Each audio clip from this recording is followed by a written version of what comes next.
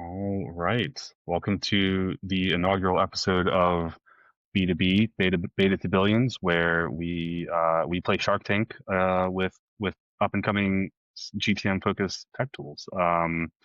Today we are joined by James Geyer, who is, are you CEO or COO? Co-founder. Great. You are co-founder of AccountAim, Very along humble. with Josh McClanahan, who was unable to join us. He passed off this unfortunate duty to you. I am one of the co-hosts on this side, Adam. I've been in RevOps for a while, joined today by Scabio as always, and our guest panelist, Sean Patrick Murphy, the most Irish man in all of RevOps. At least the most Irish name in all of RevOps. True. Cool. James, do you want to give us kind of brief background on you? Yeah, for sure. I'll give you kind of the quick origin story of AccountAim. Is that helpful, or do you want me to go briefer than that? Let's go briefer than that, because let's get your background, and then we have the first game is the 1 minute pitch. Okay, perfect. Yeah, my quick background. So I'm co-founder. I kind of lead ops at AccountAim. We're a lean and mean bootstrap team of 5, and so I kind of defer to that question because titles don't really matter. But Josh is indeed our CEO, which is probably why he wasn't able to make it. He's doing a lot of really important glad handing right now. But yeah, we founded AccountAim a little over 2 years ago. In kind of the data and analytics space for go-to-market teams. In a past life, I worked in finance and go-to-market analytics at a Series C SaaS company, as we all probably have. That's the quick spiel. Love it. All right. The goal of today is for us to assess AccountAim and determine whether it is truth or SaaS. We have some various scoring categories, some very serious, some not so serious, that we'll go through as we get towards the end. The first pitch, I guess, is the very abbreviated elevator pitch. 1 minute. We'll start the clock. What is AccountAim? Yeah, the one-liner is that AccountAim turns siloed, messy data into trustworthy, automated, and actionable analytics for go-to-market teams. And so often we find, RevOps teams are in a reactive state. They prefer to be a proactive business partner. They're really well positioned to be the most strategic role of the company, as we say, but we think data is often holding them back. They're, putting together siloed systems with Excel spreadsheets that are not very effective or hard to get inside out into the field and just keep them super busy and unable to actually drive the business forward. And so AccountAim solves that. That was only like 35 seconds. So I think as the first guest, you're winning that category so far. I'm gonna throw a wrench in it and say I don't know that I got that from the name AccountAim, so we're gonna consider that for the scoring. That leads into our history if we want to cover that. We actually Yes, started I would kind love of to. tackling territories. You actually get 2 minutes for your one-liner, and you only use 35 seconds. So I'd love to hear the background. Yeah. Josh, like I said, co-founder and CEO, and Brett, who's our third co-founder, who we keep locked away programming, all met at Sendoso, Series C ABM corporate gifting company. Peak ZERP era, hiring and firing tons of SDRs. Was such a pain to keep all of their books of business accurate and actually have them targeting the right folks. So this is a very solvable problem. We started off as a territory management solution in the earliest days. We found out that territories can be solved, but people don't actually truly care about solving them when it comes to budgets. 1 or twice a year kind of activity. We quickly found out the data was like really the thing holding folks back. And that's how we kind of pivot to AccountAim. But the initial idea was like, we get you focused on your top accounts, aiming at your top accounts. Got it. Okay, that context helps. Tell us about who your competitors are in the market, or who you think they are. Yeah, there's 2 ends of the spectrum, right? There's spreadsheets, which everyone uses and can be great in many cases. Like I said, Josh and I started in finance in a past life, and we'll often say that Microsoft Excel is the greatest actually tech invention that there ever was. We're still huge fans. I guess Adam disagrees, which is great. Means you should buy AccountAim. The other end of the spectrum is legacy BI. So the Tableaus, the Domos of the world. We think that many RevOps teams are actually poorly served by these tools. They often require, a much broader data stack, data warehouse, integration tools like Fivetran, transformation tools like dbt, reverse ETL to sync things between the systems, and a big data team to actually run all that, right? So you need a data engineer, probably a BI analyst. And it's really hard to actually, even with all of that, keep the dashboards up and running. RevOps gets stuck in long ticketing queues, et cetera. Hard to self-serve. They end up back in spreadsheets, which have all the scalability challenges that we all know about as well. And so we kind of sit right in the middle of that. much easier to use solution that gets you all the benefits of the data stack, but only what go-to-market needs, and allows go-to-market to actually self-serve themselves on that front. Awesome. Thank you. Sean, questions? Let me say. All right. So I guess, I mean, I'm sure we're going to get to this at some point, but I know you'd mentioned that like, hey, Domo and Tableau are our biggest competitors. So what would you say, in your opinion, James, makes your tool easier to use than any one of these other different legacy BI solutions? Yeah, the first piece is kind of direct data integration to the tools that matter. So, one-click integration with Salesforce.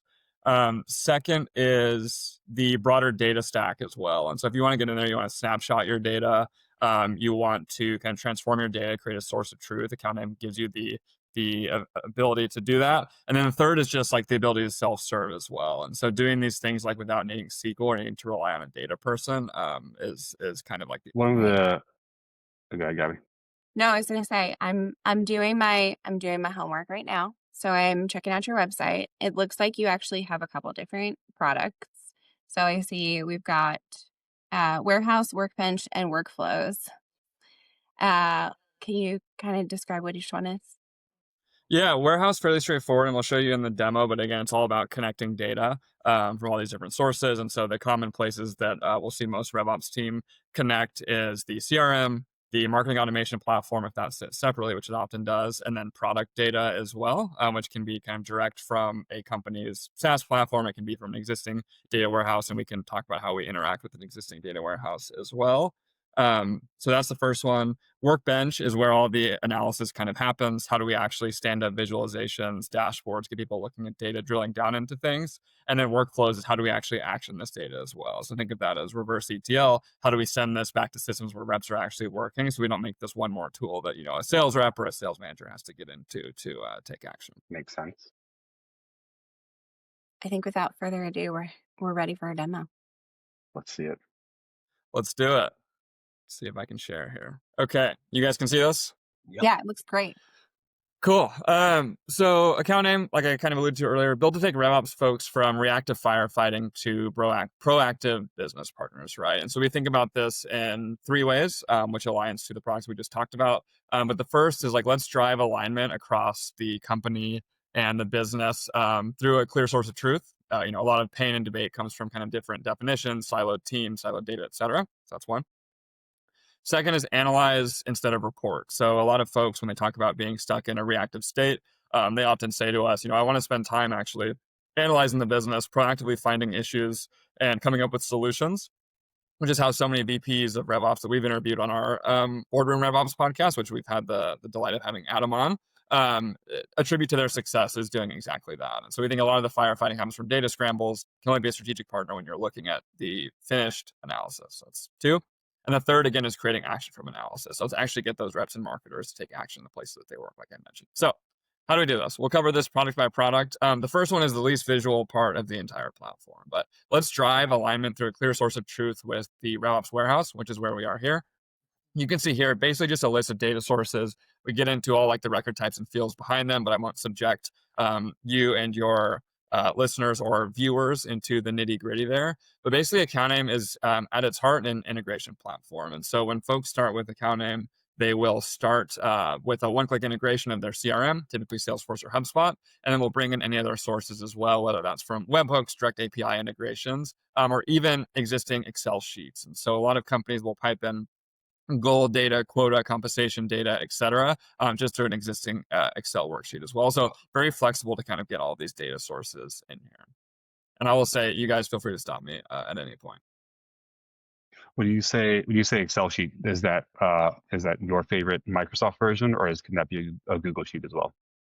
It can be a Google sheet as well, as long as it gets thrown into like a CSV, which most spreadsheet software can do. Can go right in. So as we still think about the kind of warehouse capabilities, we'll move into actually the Workbench product. We'll show you how we start to kind of create that source of truth and drive alignment. So I'll just name this here. But we're now going to get into like working with our data. And again, we'll start with creating that source of truth. So we've input all of these different sources, connected different software, et cetera. You can start to see this break down into the different tables that are connected. So we'll integrate Salesforce with one click. We can instantly see which tables from Salesforce we bring in, which objects we can bring in every object in Salesforce. We just have a few here in our demo instance. So let's start with the accounts table. I'm going to keep it simple-ish today to make this easy to digest. But as soon as you kind of bring in that table, you now have access to it. And I could start filtering here. I could start calculating, pulling together visualizations, etc. But like I said, first we want to kind of create that source of truth. And one of, I would say, the biggest, probably the biggest beauty of AccountAim is the ability to join data without limitation. And so what you'll see here is that the AccountAim on the back end is tracking what the accounts table can join with. Oh, you can't. Can you see my drop down in the screen share? We can't see your drop down. No. Interesting. I can see it. What you would see here, I'm not sure why it's showing on the screen share, is a list of every single table that we've already connected, that the accounts table is naturally connected to through a unique identifier. So if you think about, and I'll just join this here so you don't look at an invisible dropdown. I just chose opportunities because that's the simplest one here, but you can see that these are now connected accounts to opportunities. But what this does is, like, one of the biggest challenges, and Sean, you asked earlier about, how are we better than like a Tableau or Domo? Some of the challenges are understanding how your data even connects, right? And so often you have to be a SQL whiz to understand which tables have fields in common, how to actually join them. AccountAim is going to abstract all of that and basically do it for you with just a couple of clicks. There's also not any limitation here as well. And so I know, Salesforce has some cross-object joins. They're limited in number and scope.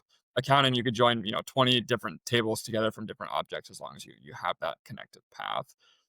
In fact, we have one customer who uses us for speed to lead, which you'd think might be a fairly simple calculation, but they're an old PE-backed software company. They have a lot of tech debt in Salesforce, and they use both leads and contacts as they think about speed to lead. And so for us to get to speed to lead for them, it's about 6 different tables, a lot of different filters and calculations, something they weren't able to do in kind of Salesforce natively, or didn't have the expertise to do, in kind of a data stack of their own. I have more to say on creating a source of truth. That was a lot of words. I'll pause here. And have I lost you? No, right there with you. One question though, who is typically the end user here? Is this going to be like a manager, like the lead RevOps person on a team? Do you typically see it as being like, hey, there's a team of 1 or maybe two folks, and so this is just going to ideally move the starting line for them on a lot of this type of data projects? Or is it mostly going to be, hey, there's a head of RevOps who's probably the buyer. He's got maybe a sales ops and a marketing ops person, perhaps under him, a couple of Salesforce admins, and maybe like an analyst type role? Yeah, it's a really good question. And I think there's 2 answers depending on kind of what we're talking about here. I'm kind of talking about framing up like the source of truth right now from the data set, and that typically will fall to like one person. And of course, they will, get input from the rest of the business to understand that. But let's get to the data set that actually represents like how we think about the business. Like, how do we define, all of these different go-to-market KPIs that you and your listeners are familiar with? And what's the nuance in the data that means we have to filter or calculate something a certain way to get to it? Once that source of truth is complete, then we bring in like other folks on the RevOps team. So in terms of folks actually doing the analysis in AccountAim, it could be, anyone who has any sort of analytics role in AccountAim. We don't usually see that be the Salesforce admin, but we often see it be anyone that's involved in planning, marketing ops broadly, RevOps broadly, doing the number crunching. And then on the dashboarding and kind of consumption side, that's the rest of the business, like, CRO, CEO, all the way down to like, mid-level sales managers. So really the whole GTM team is consuming, but typically somebody who's more admin heavy on the RevOps team is going to do the setup. Yeah, you'll have a couple builders, like whoever kind of knows the data, and then probably whoever's in charge of like your Salesforce or HubSpot reporting is probably going to be the one like driving a lot of the reporting in AccountAim. Makes sense. How much like homework do RevOps even have before implementing it? By which I mean, we're talking about, okay, we're getting to a source of truth. We're going to do our reporting and this kind of analysis here in AccountAim that either can't be done in Salesforce or is much harder to accomplish in Salesforce. But let's pretend that we're going into an organization where, just to pick on like some vanity metrics, like something like MQLs, there's not an aligned definition on. How do we think about, how does AccountAim help either solve that problem, or is that something that needs to be done internally in the business before AccountAim becomes valuable? A bit of both. And I just flipped over, and we'll get back to like some of the warehousing and source of truth creation, but I flipped over to one very common view, which is a go-to-market scorecard. And I think, in an ideal state, a company would already, have the SOP or the alignment on what MQLs are defined as. To your point, it's not always the case. In fact, it's rarely the case. But it is always the case that someone is already reporting on MQLs, right? And usually in a couple different places. How AccountAim helps there is if you kind of just start with what you have, but we can't get the broader team alignment to like redefine MQLs, AccountAim will bring in like a glossary or a metrics for a lot of these calculations. And so as these things are getting presented to executives, in weekly review meetings or whatever, folks will actually start to like notice how these things are calculated, and it starts that discussion or that debate, right? And I can't say that AccountAim the product will solve that debate if it's a particularly contentious conversation or org. But when you start to actually just like put these things out there, and maybe one team is using one dashboard with one definition, another is using a different one, folks start to connect that they're different and realize that there is a need to actually standardize. And so it can kind of go one of two paths there. And we've seen that using these things stood up in real time like actually gets folks thinking about what the data should be. Makes sense. Cool. I'll jump back here. I won't belabor this, but what you'll see is like as folks think about their source of truth, they'll come in here, they'll create the metrics, they'll define things in real time, they'll stamp this as the source of truth. What happens next is that you can create all of your reporting off of it. So I'm going to create a subview here, and let's pretend I put in the work to create the source of truth. Now all the analysis that I'm about to show you here flows from that source of truth, and so I can stand up some reporting, and let's just keep it simple here. Let's just say we want to report on maybe stages and opportunity amounts. And I'll just sum this here by stage. Say ops by stage. And so I can create this as the foundation for any dashboards I'm going to build. But let's say we have a change in definition of our source of truth. Maybe this is a bad example based on the tables I chose, but we only want to include, a subset of the opportunities here is what we consider, like an op that we want to review or analyze or include in our board report or whatever. I could come in here to, again, our source of truth, make that change, hit publish, and it's going to flow through all of basically the child views. And so as we think about, we have all these Excel documents across the org, all these reports. When you make a business logic change in that scenario, like that's how you get to misalignment and bad data, right? These things don't flow through. And so creating that source of truth in AccountAim actually drives these things through.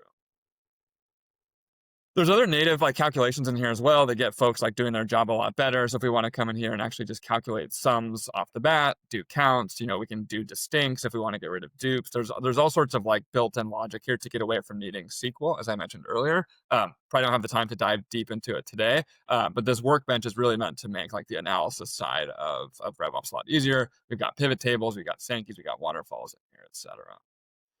So that's kind of like the warehouse and the beginning part of the workbench. But what we also want to do on Workbench is kind of talk about like some of the common use cases here as well. So I mentioned the scorecard here is a common first step that people will take, bring in the metrics definitions. We also see that we bring in like targets and goals as well, which for whatever reason, Salesforce is still pretty challenged as it relates to goal tracking.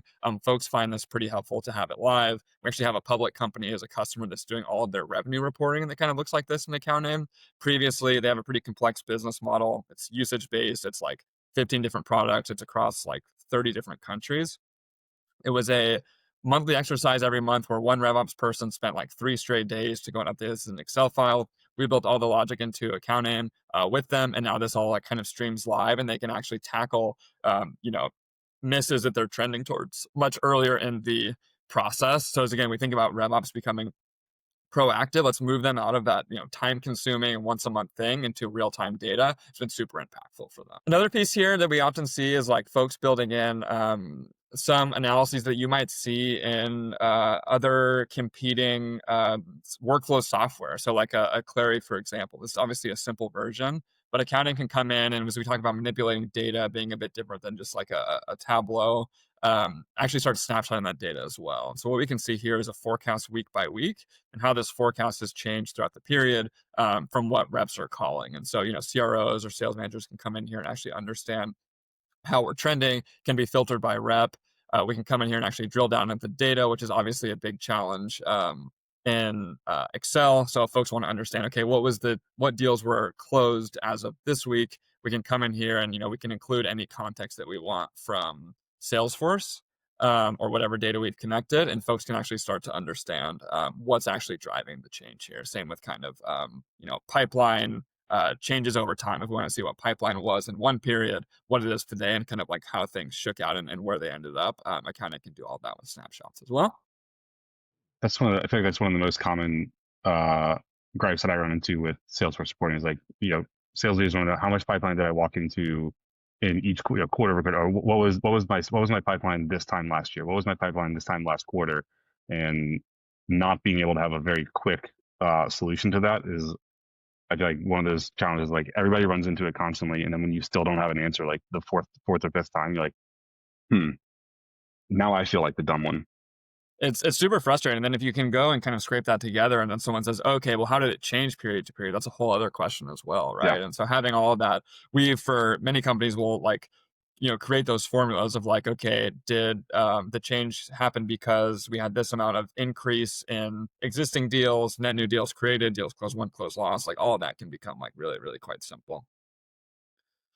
You'll see as well, like this is kind of a minor feature, but RevOps folks actually really like it, is just the commentary as well. And so you'll actually see some folks, we always thought this would just be about like kind of like summarizing inputs or outputs rather, of like, here's the like management discussion and analysis that you might see at a public company. We'll actually see some folks use dashboards for like data hygiene requests as well. And so we'll do like the data hygiene report, and someone might come in here and say, Adam, your hygiene is terrible, use whatever specific example you want, like you need to go update this, and folks will go in there, do that. And it's kind of a good way to communicate async as well.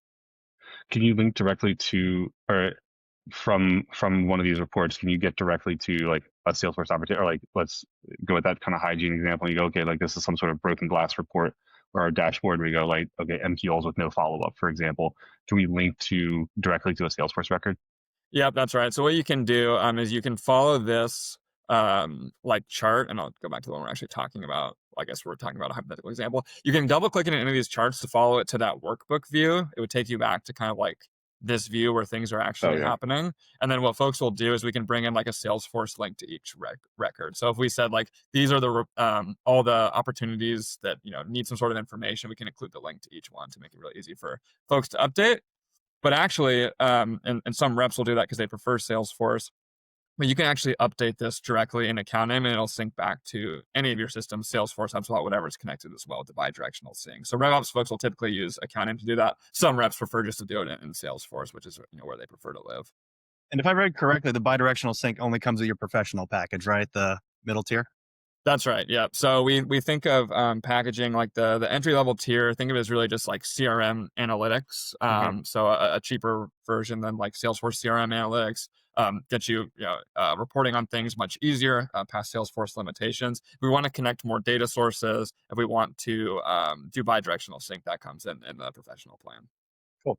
And the one thing I haven't heard you get to it yet, maybe you are getting to it, but is there any sort of AI tied into your tool? Like you go back to the commentary on the dashboard, was that just like manual inputs from someone, like an analyst or somebody saying, here's what I see in the data? Or is there any sort of way to overlay AI to this to say, tell me what is happening here?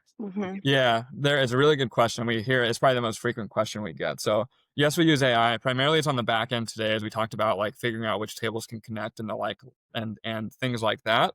Also, surfacing up fields that are used most often, kind of quality of life things to get to the data easier. A lot of folks will also make a business case to get AccountAim to get to that clean source of truth so that they can then build agents on top of it, right? And so if folks, like AI is only as good as the data, we talk sometimes about like, it's kind of a hokey name, like Maslow's hierarchy of analytics. If AI sits at the very top of that pyramid as like the gold standard of what we want to get to, there's a lot of things you have to get to first, right? The first is just understand your business processes, what actually is supposed to be happening, what are we even trying to report on? Then it's data. Okay, so if that's what we're trying to accomplish as a business, are we instrumenting and tracking things accordingly, but are we collecting the data, and then is it analyzed and is it trustworthy? Then, so you have the data, then you have the analytics. Okay, do we have the baseline analytics to understand, like, again, are these metrics showing up correctly? And only then can you kind of get to AI where you can trust AI to go in and actually understand those insights. Because if you throw an agent or like an LLM on top of data that's not clean or trustworthy, like you're going to get not just hallucinations, but a lot of bad information. And I think the worst case scenario is that like that stuff gets surfaced up to the board. And so we focus on kind of like the lower level of that pyramid thus far on our roadmap. No surprise to you, is kind of more of the AI insights as well. But we think most companies, candidly, aren't really even ready for that. Yeah, that's fair. And I think that might be like a good segue. And again, if this is something you're going to get into, just let me know. But I think one thing I'd be interested in seeing is a bit more on the data hygiene stuff that you guys have in play. So, I mean, I don't know if that's something that has to be built out or if it comes out of the box, but I think data hygiene is like a really, really big thing for a lot of companies. Yeah, it's a great question. It's probably something we need to rework in our demo. It's a little bit challenging in a demo instance, right? Because data hygiene is often so specific. But I think where this comes down to is a few things. One, it can just be like taxonomy and bucketing things correctly. So if we want to take a long string or a long drop down and bucket into things that are actually useful, we can do that. If we need to calculate specific metrics, we can kind of stand those up as, this is the definition. So if we need to, net down revenue or something like that, we can kind of create a formula to do it.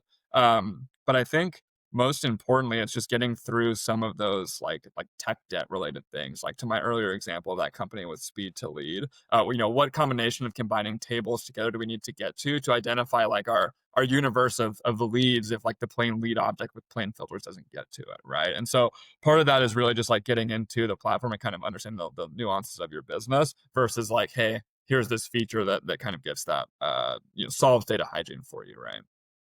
To kind of take that question to the next step, how much of the implementation is self-directed and how much of it is consultative in approach? Like what is that? What kind of support do you guys typically have to provide in the beginning? Yeah, it goes back to our plans. That earliest plan is kind of like just CRM analytics at the cheapest price. We'll throw you the software. Of course, we'll be there if you have questions, but like just go run it and build. And many folks do that. The professional side of things, that middle plan, we'll often do a full implementation that kind of looks like some of these outputs here. We have on our website a handful of the most common things, and we'll stand those up to start, and then the company can maintain or edit them. And then we have a whole managed service offering as well, where if a team is really lean, we see this with like non-tech companies, we'll actually come in and dedicate like basically almost like a full-time analyst for them to kind of like stand up and maintain these things. So we'll really meet companies where they're. Great. Can we talk about workflows? Yeah. So we think about workflows from a data syncing perspective and how we do that. So like a lot of platforms or systems of records like a Salesforce, like obviously Salesforce already has flows, right? And in many cases, people don't need like a net new workflow tool. And so how we think about this is getting the data back to where folks actually want to use it. And we do this through that bidirectional sync. And so I still have the account and opportunity tables up here, but let's just pretend that these are, from two different systems. Let's say this account is, we were just talking with someone who is basically running like two opportunity objects in two different systems. They use HubSpot for their go-to-market team to run deals because it's what they're familiar with. It's easy, but all of their quoting tools for their end customers lives in a vertical software platform for their industry. And so they have to kind of mirror the deals from HubSpot to the deals object in that vertical software tool to get all of the downstream automation benefits. What we do with like companies like that is basically like map up those deals. And so this would be the table for deals in HubSpot. This would be the table for deals in that vertical software tool. And then it's just a mapping. And so we say, if we want to take, the information from, table A, probably around something like, let's just call it like amount from a deal onto the amount in the other opportunity, we would just sync this up and hit update, and then this will run periodically, and we'll see it sync here. And so folks can keep track of what's actually changing. We would say, hey, this went from this value to this value, from this system to this system, and then from there, kind of all of those workflows can trigger themselves. We have some companies who've stood up some alerting in AccountAim directly, which we can do kind of like on the side, and we're kind of like bringing that into the product in our next release as well. But again, in many cases, like folks don't want another system of like automation when they already exist, and so it's all about sending the data to the right place. Is that is that customizable? Is there a way to apply logic to that? Under these circumstances, copy, under these circumstances, don't? Yeah. So usually it would be around like a filter or like a stage change, right? So since we're snapshotting data, we can track like if any of these fields have changed and at what time. And we can then kind of filter this data set to say, okay, only include these things when that change has happened and run there. And so you can essentially create, 100 of those mapping tables basically to then like Okay, send that data back and forth. great. I'm on your website, so I'm doing a little bit of homework while we were chatting through everything. And I'm on your integrations page, and I see Zoom Info mentioned.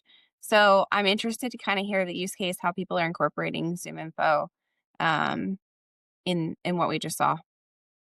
Yeah, that's a big question because Zoom Info does so many things now, right? Yeah. But this would be primarily through just anything enrichment related. And so if folks want to go grab like net new data, however they've set up, again, this kind of would run through the CRM in most cases. If they're pulling like enrichment into Salesforce under certain conditions, like AccountAim can then trigger that as well based on like more advanced logic, right? And so Zoom Info, not a common integration for us, but it's really around just keeping like the enrichment fresh based on any like kind of behaviors in the CRM. And then on your LinkedIn, one of the top sort of RevOps challenges that you have listed is board reporting. So of course it goes then into territory planning. We know why because we got the history earlier. ICP analytics, account prioritization, and then it continues on to a couple more use cases. Which one do you feel like is what's selling people on AccountAim? Like which one is really the hook for everybody? Yeah, that's is a question we ask ourselves a lot, and actually, like to be totally candid, is like the challenge of marketing AccountAim sometimes is because we always go back and forth between like, do we market the data platform? Do we market the use cases? If we market the use cases, which one? Because there really is a huge smattering of things. So I think you picked up like one of the key questions. I would say generally people come to us for trying to winnow it down. Like the maybe three most common things are one, just my data is a total mess. Like I don't have faith in any of my reporting at all. And that gets to some of just like the source of truth creation. And basically everything comes downstream of that. I realize that's not really the question you asked. If we think of like the actual analytics that are most common, I would say board reporting is one because it touches so many things. So it's almost like a catch-all. But the other one is just like automating an Excel model. And so if someone has an existing big, like I think I mentioned that public company earlier, 40 tab model that they're just so sick of updating and it's really hard to understand if it's correct to drill into, folks will use AccountAim to kind of like automate that. And so again, different use cases as well. If I had to pick from the ones you listed, like board reporting is probably number one. What is the AccountAim's internal tech stack and how are you guys using AccountAim? Yeah, we stay pretty lean from a tech stack perspective. We're bootstrapped, and so we are really frugal about every dollar. But we love being bootstrapped, and we're proud of it. So our internal tech stack, we use HubSpot. We're still doing founder-led sales, and so it's pretty easy for us to kind of manage the sales process. We use Apollo for data enrichment. Again, frugal, but we think they're just fine. We use Instantly for some of our email sending as well. I think that covers it from an internal tech perspective. And then how we use AccountAim is just for kind of like all of our reporting, basically. And so we do it a lot for like our go-to-market funnel, like how many activities are we doing across all of our channels? How are those converting into first meetings? How are those deals closing? We can then, of course, segment those as well. We'll also use some kind of like alerting functionality or just like almost, I guess it's really just a report, but to see which companies that were kind of like great fits that we haven't contacted in a certain while to go back out to. So I would say just because of our size, like our complexity of AccountAim is lower, usage of AccountAim is lower than many of our customers, but we'll get there as we grow. What's the thing on the roadmap that you're most excited about? Ooh, that's a really good question. There's a lot. I think Yeah, I'm Just most one. excited. Pick your favorite child. I know. For me, and this might not even be the one that like is the most exciting in the marketplace, but it's flattening analytics. And what I mean by that is taking all of the complexity and like building a model basically and reducing it. And I'm trying not to get too far in the weeds here, but as you think about building a model in AccountAim, I showed you some of those sub views earlier, right? How you start with kind of the base source of truth, you create a sub view and it all flows through. We're working on something really cool that basically flattens that where you don't have to create sub views and you can basically start to create like really advanced models with like what I'm going to call like one tab and one view, which makes it really easy to audit, really easy to analyze. And so I realize that might not be like the clearest feature, but I think it actually is going to go the longest way to making RevOps folks' jobs even easier. Thank you. I like is- the idea of just like getting close to one-click board reporting. Yeah. And so for a very nominal fee, that would save like hours in all of our lives. That's almost enough to sell me right there. I know, that's why I picked that up on the LinkedIn, because it was like, if I hit $1 for the number of times my clients have said, can you throw this together for the board reporting this week? Mhm. Like, so I definitely feel like that's probably a big spot where you guys are providing value. Yeah, that's a nice thing. It's like build it once, right? We like to think that everything you build in AccountAim will be like so quick, and it usually is. Some of the bigger things are still take some time, but then you build it once, you always have it. It's really easy to update, add in new fields, adjust it, and then you like if someone wants to refresh those board slides, it really is just a couple of clicks. All right, Definitely team, sweet. do we have more questions, or are we ready to move into assessment? Sean, I started to talk over you a minute ago. Did you have a question? Oh yeah. So kind of on the flip side of what is like the key Yeah. selling account aim, what would you say is like the biggest objection that you're getting in the sales process? Yeah, the biggest one is probably just around timing. I would say, and like urgency. I would say everyone, well, not everyone, 90% of folks we talk to have a data problem of some sort. Is it always the top 3 problem for them? That's maybe more like 30% of the time, right? There's always objections around. Can we do this? Continue to do it in sheets. A lot of folks already have like a Tableau that hasn't gone well for them. Some folks will want to try and like right that ship, and we have to see those folks come back later because that ship doesn't get right sized. But those are probably kind of like the most common objections there. Are there successful cases where AccountAim does run alongside of a Tableau or a Looker, where those tools are being used perhaps more specifically for like product data, or do you see that once AccountAim's in play, everyone kind of shifts away from those legacy tools? Both happen. We can totally sit side by side with the data stack, and that's a good reminder I wanted to mention earlier too. We have our own warehouse product, all the snapshot and combining data sources. But we also play really nicely with an existing data stack as well. And so I'll answer your question, Adam, in another, but kind of starting from the bottom up. On the data side, some data teams will be fairly lean and they'll be so busy, serving all the other functions, they can't serve RevOps well. And a lot of data folks, like, they didn't get into the business to answer tickets from RevOps, right? They want to go build cool, like, ML models or whatever. And so if they send, like, the go-to-market relevant tables from Snowflake, which is already a source of truth, to AccountAim, then RevOps can kind of run wild without the data team having to serve them or be worried that they're kind of messing up with like the core tables in Snowflake, right? And so sits side by side really nicely there. But from an actual BI layer perspective, yes, we've replaced existing BI. Yes, we also sit well with existing BI. We'll often see if someone is using Looker or Tableau is going well. That's usually maintained for like the executive level dashboards. Like the next layer of detail down that like RevOps needs to get into a lot is where like AccountAim would thrive in that scenario. That makes sense. All right. All Gabby, right, I like think, to yeah. lead us through scoring. Yeah, I'm gonna start with pricing, actually. So one of the things that you mentioned is that this is kind of interesting to me. You often see you've got a growth plan, which is $5.99 a month. You've got a professional plan, which is $24.99 a month, and then you've got enterprise, which just says contact us, which fair enough. But I think it sounds like one of the things that you see is maybe even in some of the smaller orgs, you are providing more of that hands-on support. So do you feel like the pricing tier or the product tier is often in the inverse of the size of the organization? Like, do you feel like folks are a little bit larger and able to stick with one of the smaller plans because they just have more hands on deck? It's a fantastic question. Yes and no. And so I would say Okay. the larger firms almost always have multiple data sources, right? Like they want to use more than just the CRM. So they don't typically fall to our growth plan, and they'll fall to the professional plan. With that said, a couple of our largest customers from a revenue perspective are actually small companies because they do want like the most managed service with it and kind of that custom plan. And they in many cases actually have a lot of data sources they want to connect as well. But yeah, I think you're spot on that it's it can kind of be barbelled like that. So what do you think, guys? Do you think that this is affordable, and do you think it's good value for the money? So I think the growth plan is good value for the money. I think where I get a little stuck is the jump to professional. It's like, oh, it's over a 4x jump.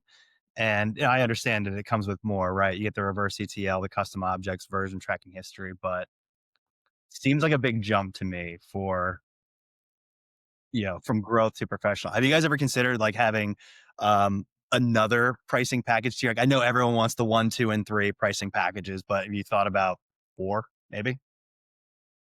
Not deeply. There's plenty to do. We haven't given like pricing probably the cycles it deserves. But I will say, like, obviously pricing has to be compared to alternatives and value, right? And so like I think like psychologically your feedback makes total sense that like that jump is maybe too shocking for someone to consider if they're just looking at the website. But I think what we find is like, the average RevOps team we think just time saving saves, 5 to 10 hours, call it 8 hours per week. 50 weeks a year times what's an hourly rate for a RevOps person, $80. I think that's like $30K plus. Not to mention the benefits of actually, doing better performance management and like tracking, data concerns early. Some great outcomes there too. So obviously that stuff all has to be framed, but I think the psychological listing feedback is apt. Well, that ROI pitch was great. Yeah. Definitely done that once or twice. Sean, to your point though, it is a big jump from 600 a month to $2,500 a month.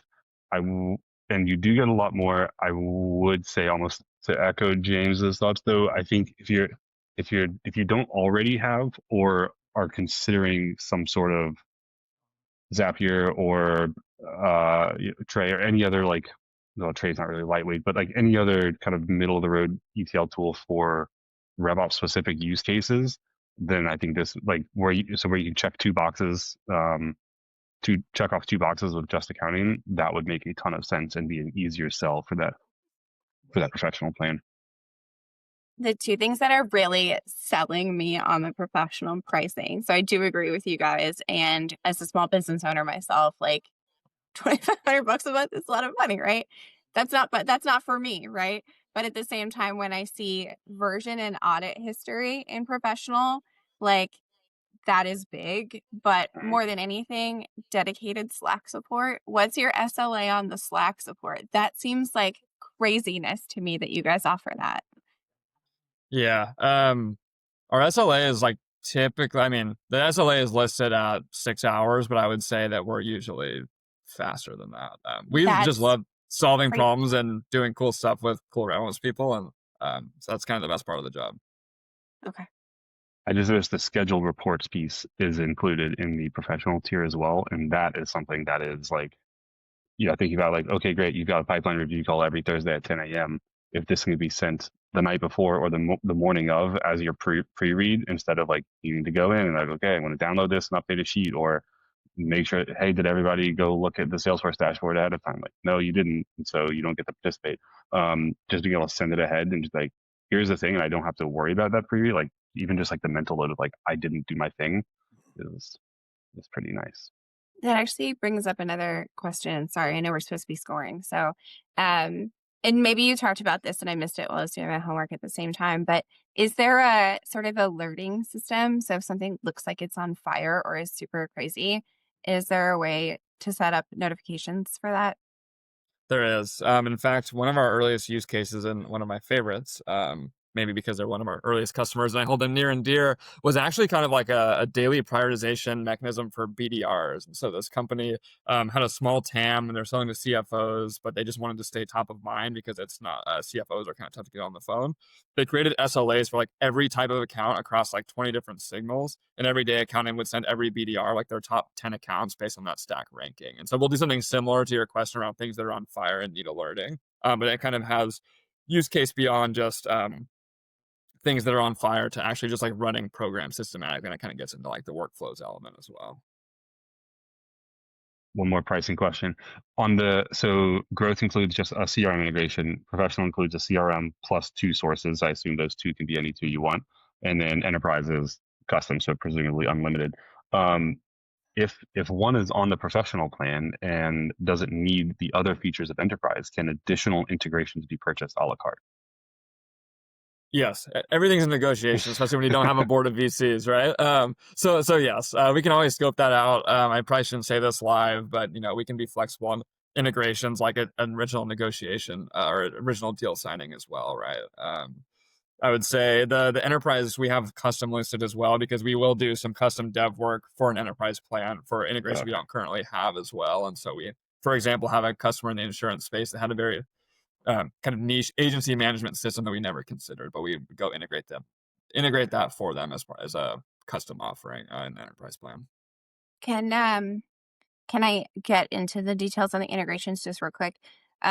Is this when I integrate with HubSpot, is this something where I need to set up a custom app to give an API token, or is there a plug? Like, does it just plug right in from the marketplace? What does that integration look like? Same thing for Salesforce or any of the others? It's sign in with Salesforce or HubSpot, and that's it. You choose the tables to import over. It takes 30 seconds. Everybody's tallying their scores right now. And And I just yes, want to call out, so we have a category for bonus points, and I actually want to give 2 bonus points.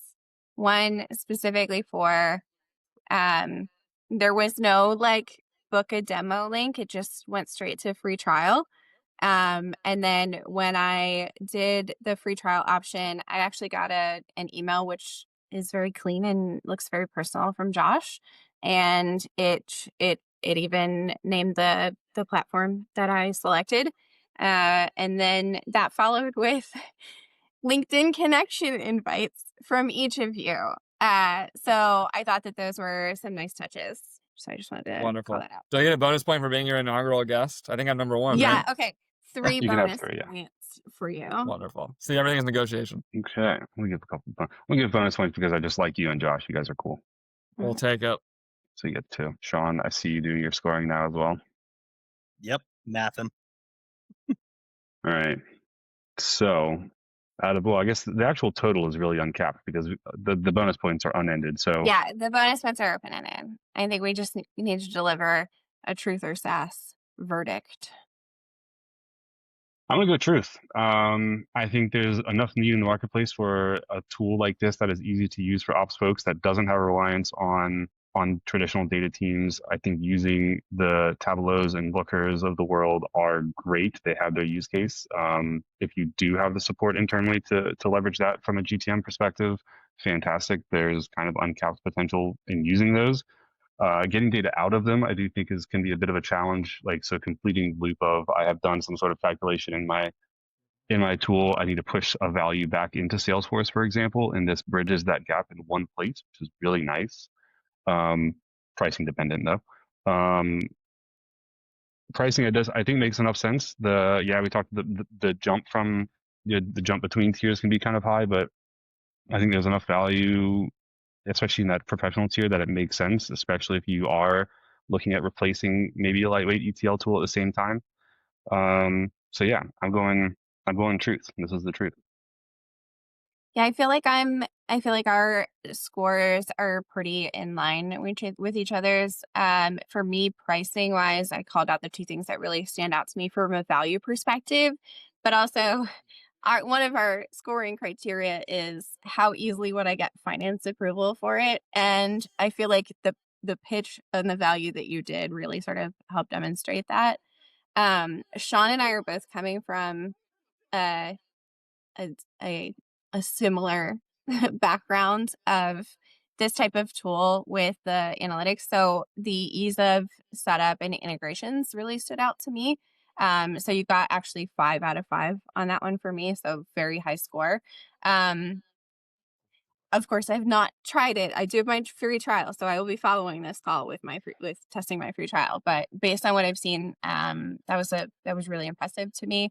Usability, I gave a lower score on, just because I think I need some guidance. And so I went to the website, and I'm not sure that I see support on the website. And maybe that's something that becomes accessible once you become a customer. So I'm just tentatively giving that a lower score, but at the same time, it does look very straightforward. Product market fit. I think you guys, I mean, we all know, we talked about it a couple of times during this conversation. We all know everybody needs this. We talked about board reporting, even just being enough of a reason in itself. And then I mentioned my bonus point. So over to you, Sean, on your assessment. Cool. Again, also truth here. I think, again, just like Abby said, I think all of our scoring is pretty closely aligned. For product market fit, absolutely. Everybody needs something like this. There's no doubt. I also dinged points on usability. Looking at it from the perspective of someone like us three who are, very strong admins, sure, easy enough to figure out, I believe. But unless you have somebody on your team who is a really, really strong admin, I feel like there's going to be a little bit of a learning curve to get the tool, get the most out of the tool, really. I think, need, I scored 4 points there because, again, I think a good amount of what I saw could be done in Salesforce. Granted, you made it streamlined, you made it a lot faster, a lot easier.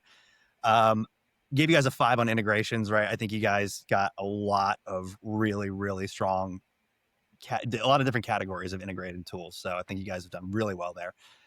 Pricing, I was going to score a 3 up until you gave that ROI pitch. So I'm like, nah, that's a 4. Couldn't help myself. There you go. So, and then, a few bonus points for how well I think you handled a lot of the questions that we threw at you. Kind of, no demo flow ever goes the way you plan it, right? It's always kind of rolling with the punches in any question. That's a really good call. It was super smooth. You were very prepared. I saw that you actually put together a review for the show in the platform itself. So I thought that was great. I'll take it, guys. Thank you. I think all the feedback is fair and well put. The support docs are going to be made public next week, Gabby. So we should have got that in before the show. But I think it's good feedback, and you're not the first person to say it, so it's coming. Okay, great. Awesome. Sweet. Well, truth across the board. I think we're all pretty aligned. AccountAim is the real deal. And if you're considering it, go buy it. Yep. And we will actually post the link when we post the recording, so everybody can go check it out. Hopefully your free trial influx will skyrocket. I'm so counting on you guys. Josh is going to be sending a lot of those personalized emails, and you guys are going to have a lot more LinkedIn connections, hopefully. Wonderful. Thank you all. This was a lot of fun. Thank you. Thanks, James. Much appreciate it.